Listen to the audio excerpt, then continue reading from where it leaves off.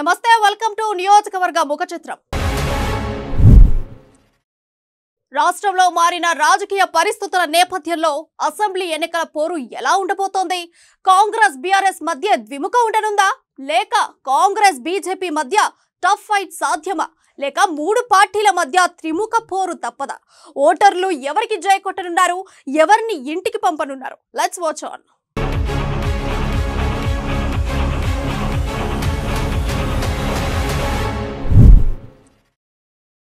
ఎన్నికలు సమీపిస్తున్న వేళ తెలంగాణలో రాజకీయాలు కొత్త పుంతలు తొక్కుతున్నాయి. గెలుపు మాదంటే మాదంటూ సవాళ్లు, ప్రతి సవాళ్లతో దుబ్బాక నియోజకవర్గంలో ఎన్నికల రగడ రాజుకుంది.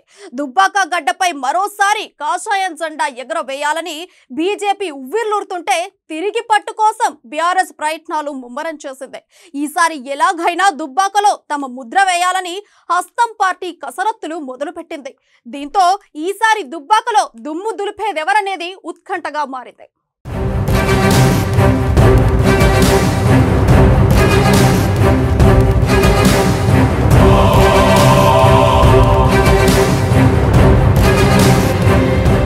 నియోజకవర్గ ముఖ చిత్రానికి స్వాగతం. ఈరోజు సిద్దిపేట జిల్లాలోని దుబ్బాక నియోజకవర్గ ముఖ చిత్రాన్ని మనం చూడబోతున్నాం. అయితే 2014-18 ఎన్నికల్లో టీఆర్ఎస్ పార్టీ అభ్యర్థి సోలిపేట రామలింగారెడ్డి ఇక్కడ గెలుపొందడం జరిగింది. అయితే తెలంగాణ ఉద్యమంలో సోలిపేట రామలింగారెడ్డి పాత్ర కీలకమని చెప్పవచ్చు. ఈ నేపథ్యంలో 2018 ఎన్నికల్లో ఆయన గెలుపొందాక కొద్ది రోజులకే అనారోగ్యంతో మృతి చెందారు. ఈ నేపథ్యంలో అసెంబ్లీ సంబంధించి ఉప ఎన్నికలు జరిగాయి. అయితే ఈ ఉప ఎన్నికల్లో అనూహ్యంగా బీజేపీ అభ్యర్థి రఘునందన్ రావు గెలుపొందడం జరిగింది.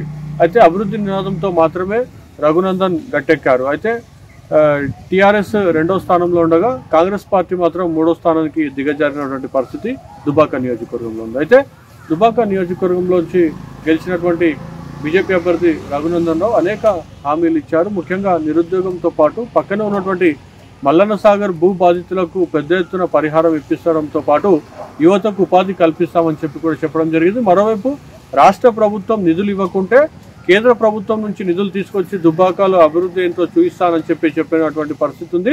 మరోవైపు అభివృద్ధి జరగకపోతే తాను రాజీనామాకు కూడా సిద్ధపడతానని చెప్పి ఇచ్చిన హామీలే ఎమ్మెల్యే స్థాయి వరకు రఘునందన్ని గెలిపించినటువంటి పరిస్థితి ఉంది. కానీ ఆయన గెలుపొందాక దాదాపు 3 ఏళ్లు కావస్తున్నటువంటి పరిస్థితి ఉంది. అయితే నియోజకవర్గంలో దుబ్బాక ఎమ్మెల్యే రామలింగారెడ్డితో పాటు రఘునందన్ చేసినటువంటి అభివృద్ధిని బేరేజీ వేసుకుంటున్నటువంటి పరిస్థితి ఉంది స్థానిక ఓటర్లు. మరి బీజేపీ అభ్యర్థిగా ఉండి ఎమ్మెల్యేగా గెలుపొందినటువంటి రఘునందన్ రావు చేసిన అభివృద్ధి ఎంత ఉంది నియోజకవర్గంలో, మరి కేంద్రం నుంచి ఎన్ని నిధులు తెచ్చి అభివృద్ధి చేస్తారనేది మాత్రం మనం ఓటర్ల మనోగతంలో తెలుసుకునే ప్రయత్నం.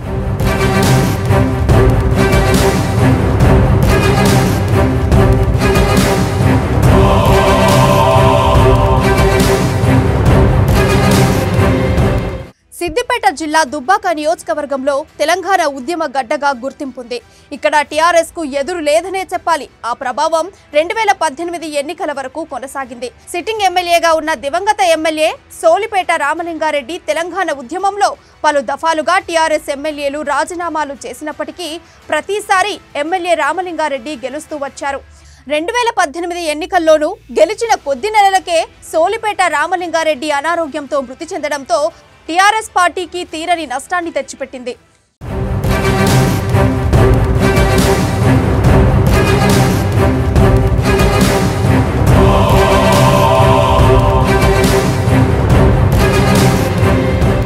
ఇక ఆయన మరణానంతరం దుబ్బాకలో ఉప ఎన్నికలు జరిగాయి. అయితే ఈ ఎన్నికల్లో అధికార పార్టీ బీఆర్ఎస్ బీజేపీ మధ్య హోరాహోరీ పోరు జరిగింది. హోరాహోరీ పోరులో బీజేపీ అభ్యర్థి రఘునందన్ రావు అనూహ్యంగా గెలుపొందడం అప్పట్లో సంచలనంగా మారింది. అప్పటి వరకు టీఆర్ఎస్ కంచుకోటగా ఉన్న దుబ్బాకలో కాషాయం జెండా ఎగరవేయడం టీఆర్ఎస్ కు గట్టి దెబ్బే తగిలినట్లయింది. గత జనరల్ ఎలక్షన్లు తర్వాత మధ్యంతరంగా ఉప ఎన్నికల సందర్భంగా ఇటు బీజేపీ కానీ ఇటు టీఆర్ఎస్ రెండు కూడా ప్రజలకు అనేక రకాల హామీలు ఇచ్చి ఏ ఒక్క హామీని కూడా అమలు చేసినటువంటి పరిస్థితి లేదు. ముఖ్యంగా బీజేపీ తరఫున పోటీ చేసినటువంటి రఘునందన్ రావు గారు గెలిచిన తర్వాత ఈ ప్రాంతంలో నిరుద్యోగ సమస్యను పరిష్కరిస్తామని చెప్పి నిరుద్యోగులకు ఉద్యోగాలు కల్పించేంత వరకు నిరుద్యోగ వృత్తి నెలకు 3,000 రూపాయలు ఇప్పిస్తా అని చెప్పినటువంటి వాగ్దానం ఇప్పటికీ అమలైన పరిస్థితి లేదు. వారితో పాటు ఈ ప్రాంతంలో అత్యధికంగా ఉన్నటువంటి రైతాంగానికి 2 ఎడ్లు నాగలి ఇస్తా అని చెప్పినటువంటి మాట ఈరోజు నీటి మూటలుగా మారినటువంటి పరిస్థితి ఉంది. వారితో పాటు ఈ ప్రాంతంలో ముఖ్యంగా దుబ్బాక నియోజకవర్గంలో అత్యధికంగా కుటుంబాలు నిర్వాసితులలో ఉన్నటువంటి పరిస్థితి ఉంది.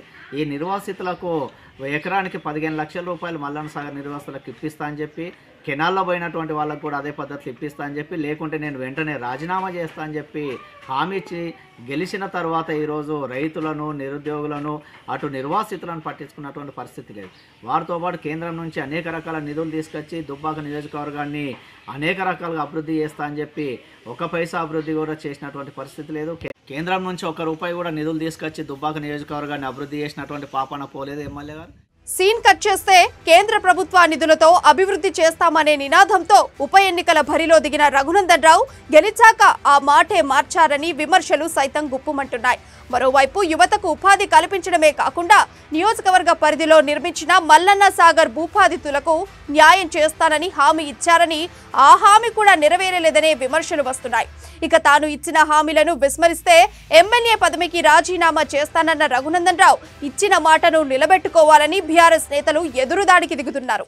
ప్రభుత్వ వివక్షకు గురవుతున్న దుబ్బాక నియోజకవర్గంలో నేను గెలిస్తే అభివృద్ధి చేస్తా అని చెప్పి రఘునందన్ రావు గారు ఎన్నికల్లో హామీ ఇచ్చి మరి గెలవడం జరిగింది. ఆయన ఇచ్చిన హామీ ప్రకారం మరి పెండింగ్లో ఉన్న పనులు అయితే ఏవైతున్నాయో దుబ్బాకల 100 పడకల ఆసుపత్రి కావచ్చు, బస్టాండు, కేసీఆర్ స్కూల్ మరియు డబుల్ బెడ్రూమ్ల ఇళ్లను లబ్ధిదారులకు పంచే విషయంలో మరి అధికార పార్టీ యంత్రాంగం తాత్సారం చేస్తే మరి ఎమ్మెల్యే రఘునందన్ రావు గెలిచిన తర్వాతనే ఇవన్నీ కూడా పూర్తి అయిపోయినాయి. మరి అదేవిధంగా మల్లన్న సాగర్ వల్ల ఇక్కడి ప్రాంత ప్రజలు అన్ని రోడ్లు కూడా ఖరాబ్ అయినాయి. అంటే మిడిదొడ్డి, తొగుట మండలాల లోపల, దౌలతాబాద్ లోపల మరి రోడ్లన్నీ ఖరాబ్ అయితే ఈరోజు రఘునందన్ రావు గారు గెలిచిన తర్వాతనే మరి ప్రతి గ్రామానికి పెద్ద పెద్ద రోడ్లన్నీ కూడా మరి డబ్బు రోడ్లు మంజూరై ఈరోజు తార్ రోడ్లు మరి నూనె పోస్తే ఎత్తుకునే విధంగా ఈరోజు గ్రామాల లోపల మరి రోడ్లు కనిపిస్తూ ఉన్నాయి. మరి అదేవిధంగా కొంతమంది దద్దమ్మలు మాట్లాడుతూ ఉంటారు, కేంద్ర ప్రభుత్వం ఏమి ఇచ్చింది, కేంద్ర ప్రభుత్వం ఏం తీసుకొచ్చిందో రఘునందన్ రావు అని చెప్పి. అరే ఇచ్చోళ్ళు, కేంద్ర ప్రభుత్వం డైరెక్ట్ ఇచ్చేందుకు అధికారం లేదనే విషయం మీకు తెలుసు, కానీ పదే ఆ విషయాన్ని ప్రస్తావించి మీరు తెలివి తక్కువ దద్దమ్మలక మిగిలిపోతూ ఉన్నారు. మరి ముఖ్యంగా కేంద్ర ప్రభుత్వం కృషి వల్ల ఈరోజు జాతీయ రహదారి రఘునందన్ రావు గారి కృషి వల్ల ఈరోజు మంజూరు అయిపోయింది. అంటే మెదక్ నుంచి ఎల్కతుర్తి వరకు సిద్దిపేట మీదుగా జరిగే రహదారి విషయంలో మరి రఘునందన్ రావు గారి కృషి కూడా ఉంది.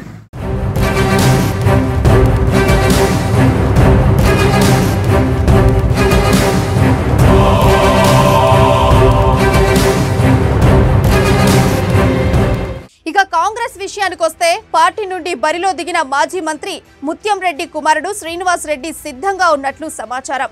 అయినా గత ఉప ఎన్నికల బరిలో దిగి 3వ స్థానానికి పరిమితమయ్యారు. వీరితో పాటు తెలంగాణ యాంకర్ గా సుపరిచితురాలైన కత్తి కార్తిక కాంగ్రెస్ నుంచి టికెట్ ఆశిస్తున్నట్లు తెలుస్తుంది. గతంలో పార్టీలో చేరిన సందర్భంగా రేవంత్ రెడ్డి హామీతోనే పార్టీలోకి కత్తి కార్తిక చేరినట్లు వినికిడి. అయితే అధిష్టానం మాత్రం బలమైన అభ్యర్థి కోసం కసరత్తు చేస్తున్నట్లు సమాచారం. 2014, 2018 ఉప ఎన్నికల్లో ఘోర పరాజయం తర్వాత మళ్లీ అలాంటి సీన్ రిపీట్ కాకుండా ఉండేందుకు అభ్యర్థి విషయంలో ఆచితూచి అడుగులు వేస్తుంది కాంగ్రెస్ పార్టీ.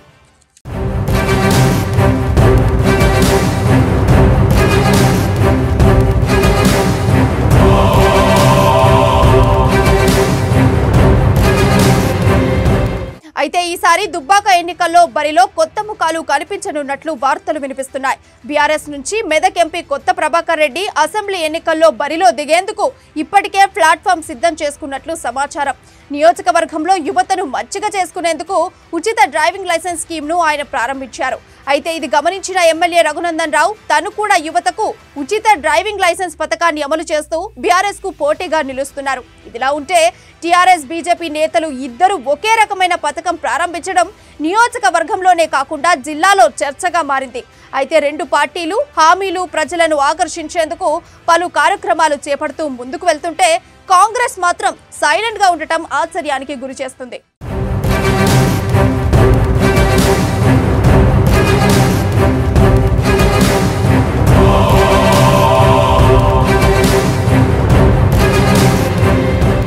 ఇక దుబ్బాకలో త్రిముఖ పోటీకి సర్వం సిద్ధమైంది. ఇక్కడ ఎవరు గెలుస్తారో పక్కకు పెడితే 3 పార్టీల మధ్య టఫ్ ఫైట్ మాత్రం పక్కాగా కనిపిస్తుంది. చూడాలి ఓటర్లు ఎవరికి పట్టం కడతారో.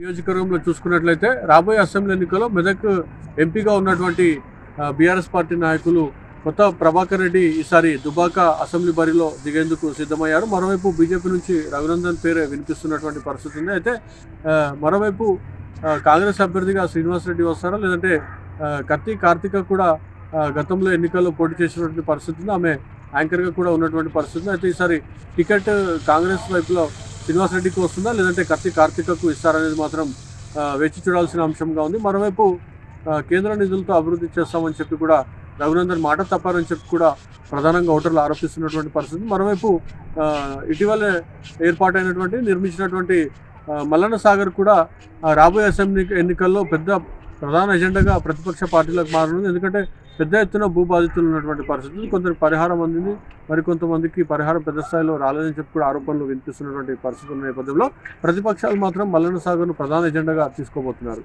మరోవైపు అసెంబ్లీ ఎన్నికల్లో చూసుకున్నట్లయితే కత్తి కార్తిక కూడా ప్రధాన ఆకర్షణీయంగా ఉండబోతున్నారని చెప్పవచ్చు. గతంలో ఆమె ఇండిపెండెంట్గా పోటీ చేశారు. ఆమె నియోజకవర్గంలో కూడా అడపదడపగా తిరుగుతున్నటువంటి పరిస్థితి. బీజేపీ నుంచి రఘునందన్ రావు సీట్ కన్ఫర్మ్ కాగా బీఆర్ఎస్ నుంచి చూసుకున్నట్లయితే ఎంపీగా ఉన్నటువంటి కొత్త ప్రభాకర్ రెడ్డి ఈసారి ఎమ్మెల్యేగా తన అదృష్టాన్ని పరీక్షించుకోబోతున్నారని చెప్పవచ్చు. మరోవైపు కాంగ్రెస్ నుంచి మాత్రం ఇద్దరు అభ్యర్థుల పేర్లు వినిపిస్తున్నటువంటి పరిస్థితి. మరోవైపు బీఆర్ఎస్ బీజేపీలపై కూడా స్థానిక ఓటర్లు ఒకంత కోపంగా ఉన్నారని చెప్పవచ్చు. ఎందుకంటే కేంద్ర నిధులతో బీజేపీ అభ్యర్థి అభివృద్ధి చేయలేదు, ప్రతిపక్ష పార్టీ నుంచి ఎమ్మెల్యేగా ఉన్నటువంటి రఘునందన్ కాబట్టి రాష్ట్ర ప్రభుత్వం పెద్ద ఎత్తున నిధులు ఇవ్వడం లేదని చెప్పి కూడా ఓటర్లు తమ మనోగతంలో వెల్లడిస్తున్నటువంటి పరిస్థితి. మరి రాబోయే ఎన్నికల్లో దుబాక నియోజకవర్గంలో బీజేపీకి పట్టం కడతారా, లేదంటే అభివృద్ధి, లేదంటే ప్రభుత్వం బీఆర్ఎస్ గెలుపొందేందుకు ఏ మేరకు కృషి చేస్తుందో చూడాల్సిన అంశం ఒకవైపు ఉండగా, కాంగ్రెస్ పార్టీకి ఈసారి పట్టం కడతారా అని చెప్పి కూడా రాజకీయ విశ్లేషకులు అభిప్రాయపడుతున్నారు. మొత్తానికైతే రాబోయే అసెంబ్లీ ఎన్నికల్లో త్రిముఖ పోరు దుబాక నియోజకవర్గంలో తప్పేటట్టు కనిపించడం లేదు. అమ్మా న్యూస్ కోసం సునీల్, దుబాక నుంచి.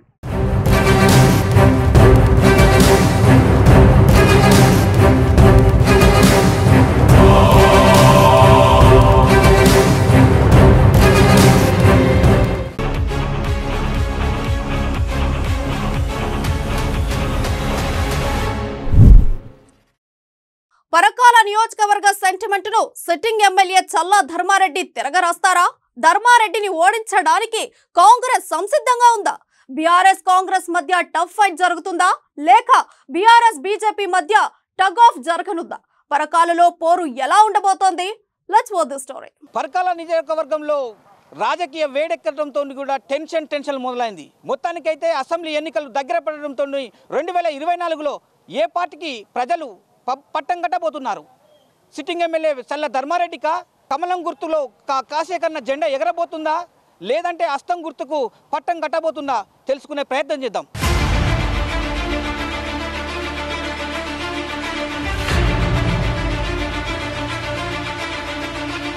పరకాల నియోజకవర్గంలో చల్లా ధర్మారెడ్డి సిట్టింగ్ ఎమ్మెల్యేగా ఉన్నారు. గత 3 దశాబ్దాల నియోజకవర్గ చరిత్రను పరిశీలిస్తే ధర్మారెడ్డి తప్ప మిగతా వారెవ్వరూ వరుసగా రెండోసారి గెలవలేకపోయారు. 1994లో సిపిఐ నుంచి పోతరాజు సారయ్య, 1999లో టీడీపీ నుంచి బొజ్జపల్లి రాజయ్య, 2004లో టీఆర్ఎస్ నుంచి బండారి శారారాణి, 2009లో కాంగ్రెస్ నుంచి కొండా సురేఖ విజయం సాధించారు.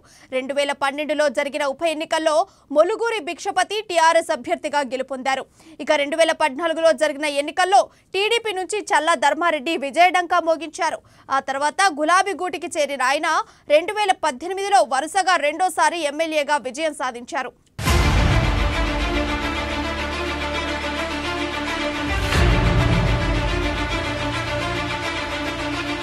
తెలుగుదేశం పార్టీతో రాజకీయ జీవితాన్ని ప్రారంభించిన ధర్మారెడ్డి 2014లో టీడీపీ తరఫున పరకాల నుంచి పోటీ చేశారు. టీఆర్ఎస్ అభ్యర్థి ముద్దసాని సహోదర్ రెడ్డిపై 108 ఓట్ల మెజారిటీతో గెలుపొందారు. 2018లో టీఆర్ఎస్ అభ్యర్థిగా పోటీ చేసిన ధర్మారెడ్డి కాంగ్రెస్ పార్టీ కొండా సురేఖపై 46,519 ఓట్ల మెజారిటీతో గెలుపొందారు. 2018 ఎన్నికల్లో కాంగ్రెస్ నుంచి బలమైన అభ్యర్థిగా ముద్రపడ్డ కొండా సురేఖపై ఘన విజయం సాధించి సత్తా చాటారు. ఈ ఎన్నికల్లో బీజేపీ అభ్యర్థి నామమాత్రపు పోటీకే పరిమితమయ్యారు.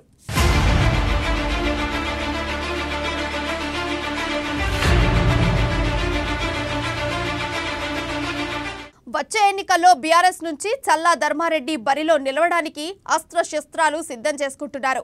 ఇక కాంగ్రెస్ నుంచి ఇనగాల వెంకట్రామిరెడ్డి లేదా కొండా మురళీధర్ రావు బరిలో నిలిచే అవకాశం ఉంది. బీజేపీ నుంచి డాక్టర్ పెసరు విజయ్ చందర్ రెడ్డి, మాజీ ఎమ్మెల్యే ములుగురి భిక్షపతి, డాక్టర్ కాళీ ప్రసాద్ రావు పేర్లు ప్రచారంలో ఉన్నాయి.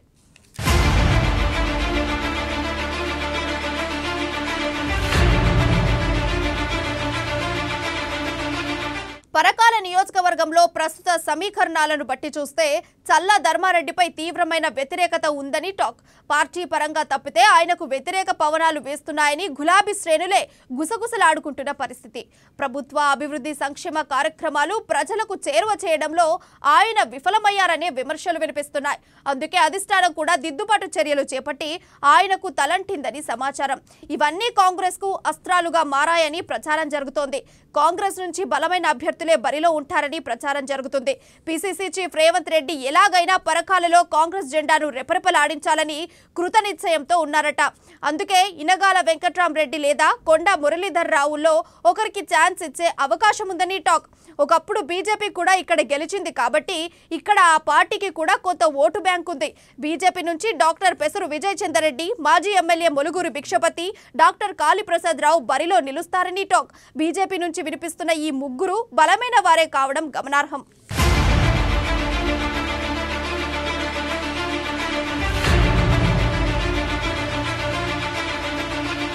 ప్రస్తుత రాజకీయ పరిణామాలను బట్టి చూస్తే పరకాలలో త్రిముఖ పోరు ఖాయమని తెలుస్తోంది.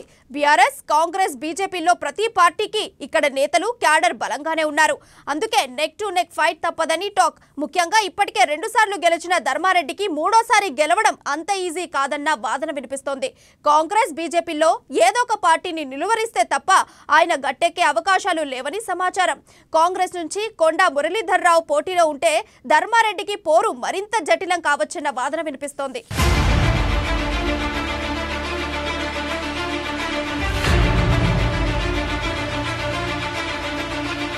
ధర్మారెడ్డిపై వ్యతిరేకత ఉన్నంత మాత్రాన ఇక్కడ కాంగ్రెస్ లేదా బీజేపీ గెలుస్తుందని చెప్పలేం. ఎందుకంటే కేసీఆర్ బొమ్మపై ప్రజలు దృష్టి పెట్టితే ధర్మారెడ్డికి అదృష్టం కలిసి రావచ్చు. హ్యాట్రిక్ కొట్టినా ఆశ్చర్యపోవాల్సిన అవసరమైతే లేదు. మొత్తంగా పరకాల నియోజకవర్గంలో పోటీ ఢీ అంటే ఢీగా సాగడం ఖాయమని విశ్లేషకులు కూడా తేల్చి చెబుతున్నారు. ఎవరు గెలిచినా చాలా తక్కువ మెజార్టీతో గెలిచే అవకాశాలే ఉన్నాయని అంచనా వేస్తున్నారు. మరి ఎన్నికల నాటికి ఇదే వాతావరణం ఉంటుందా లేదా అన్నది వేచి చూడాలి. చూశారు కదా పరకాల అసెంబ్లీ పరిస్థితి. మొత్తానికి చూసుకుంటే 2014లో టీడీపీ అభ్యర్థిగా చల్ల ధర్మారెడ్డి పోటీ చేసి విజయం సాధించారు. అప్పుడు తర్వాత టీడీపీ అంటే బలమైన నాయకుడు ఎర్రబెల్లి దయాకర్ ప్రస్తుతం మంత్రిగా బీఆర్ఎస్లో మంత్రిగా కొనసాగుతున్న నేపథ్యం అయితే కనపడతా ఉంది. అతనితో పాటు కూడా చల్ల ధర్మారెడ్డి ఇద్దరు కలిసి కూడా 2018లో కూడా బీఆర్ఎస్ అప్పటి టీఆర్ఎస్లో జాయిన్ అయిన పరిస్థితి అయితే కనపడుతుంది. అప్పటి నుంచి ఇప్పటి వరకు కూడా 2018లో బీఆర్ఎస్ టికెట్గా తీసుకొని మొత్తానికి పరకాల ఎమ్మెల్యేగా టికెట్ సంపాదించి పరకాలలో విజయం అంటే 46,000 మెజార్టీ అంటే 46,000 మెజార్టీతో కూడా ఓట్లతో గెలిచిన చల్ల ధర్మారెడ్డి ప్రస్తుతం సిట్టింగ్ ఎమ్మెల్యేగా కొనసాగుతున్నాడు. కానీ మొత్తానికైతే టీఆర్ఎస్ బీఆర్ఎస్గా కొనసాగుతున్నది పరిస్థితి. మొత్తానికి పరకాల ప్రజలు మాత్రం చల్ల ధర్మారెడ్డి హ్యాట్రిక్ కొట్టడానికి కూడా ప్రయత్నం చేస్తున్న పరిస్థితి అయితే కనపడతా ఉంది. అట్లాగే కూడా బలమైన నేత కాంగ్రెస్ నుంచి కొండ సురేఖ కొండ దంపతులు వచ్చే అవకాశాలు కూడా ఎక్కువ కనపడతా ఉంది. అట్లాగే కూడా మేము తక్కువ కాదంటూ కూడా బీజేపీ కూడా పరకాల పట్టణంలో 2 సార్లు మాత్రం కాశీకరణ జెండా ఎగరేసిన నేపథ్యం అయితే కనపడతా ఉంది. ఇప్పుడు పరకాల్లో కూడా కాశీకరణం జెండా ఎగరేయడానికి కూడా ఉద్యమ నాయకులు ములుగురు భిక్షపతితో పాటు కూడా విజయ్ చందర్ రెడ్డి రాష్ట్ర నేతలు కూడా పరకాలపై కన్నేసిన పరిస్థితి అయితే కనపడతా ఉంది. త్రిముఖ పోటీ కూడా ఈ పరకాల పట్టణంలో ఉంటుందని చెప్పుకోవచ్చు 2024 వచ్చే అసెంబ్లీ ఎన్నికల్లో. కానీ మొత్తానికైతే పరకాల ప్రజలైతే ఎవరి వైపు చూస్తున్నారు?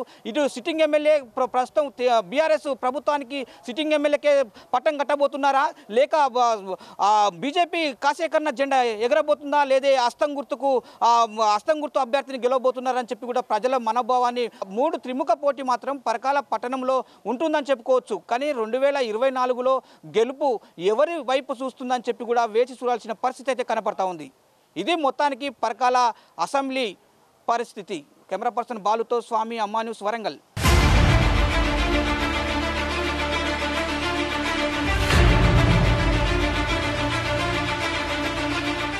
ఇది వాటి నియోజకవర్గ ముఖ చిత్రం. మరిన్ని నియోజకవర్గ ముఖ చిత్రం అప్డేట్స్ తో మళ్ళీ కలుద్దాం. అంతవరకు చూస్తూనే ఉండండి అమ్మా న్యూస్. నిజం కోసం జనం కోసం.